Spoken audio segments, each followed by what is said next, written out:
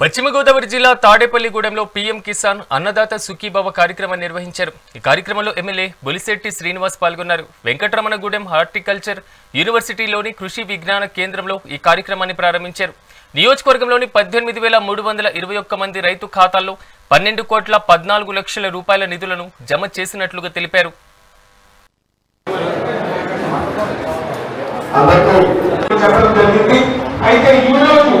ఈ పీఎం కిసాన్ నిధి రైతు సంబంధ సభలో అన్నదాత సుఖీభవ అనేటటువంటి ఒక కార్యక్రమంలో మనమందరం కలుసుకున్నాము।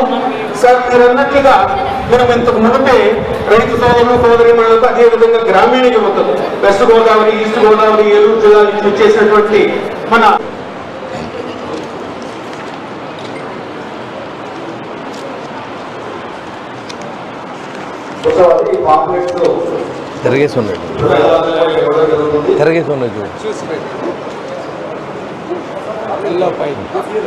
ఎల్లో పైకి 14-26 సంరకం ఎన్నికలు మన గౌరవ శాసనసభ్యులు గారిగా మొట్టమొదటి చిన్నశ్రీను కోటపాటు కోసిరామ మేడం 14-26 సంరకం ఎన్నికలు మన గౌరవ శాసనసభ్యులు గారిగా మొట్టమొదటి చిన్నశ్రీను కోటపాటు కోసిరామ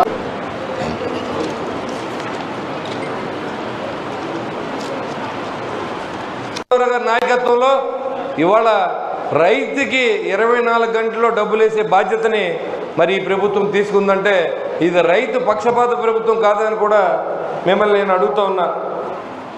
మరి అంతేకాకుండా ఇదివరకు గత ప్రభుత్వం డ్రిప్ ఇరిగేషన్ లేదు, మరి మీకు డ్రిప్ ఇరిగేషన్ ఇచ్చే విధంగా మరి కోకో ఎక్కడ వాళ్ళ అవసరమైతే 900 కొంటారు 1000 కొంటారు, కానీ మనకి పంట వచ్చే టైంకి దాన్ని 300కి 400 తీసుకొస్తే ఇప్పుడున్నట్టు ముఖ్యమంత్రి గారు నోటీసులో పెడితే గౌరవ అచ్చెన్నాయుడు గారిని మరి ఏలూరులో కూర్చోబెట్టి కోకో కూడా మద్దతు ధరని 500 రూపాయలు తగ్గకుండా అమ్మే బాధ్యతని ఈ ప్రభుత్వం తీసుకుందా లేదని మిమ్మల్ని అడుగుతూ ఉన్నా।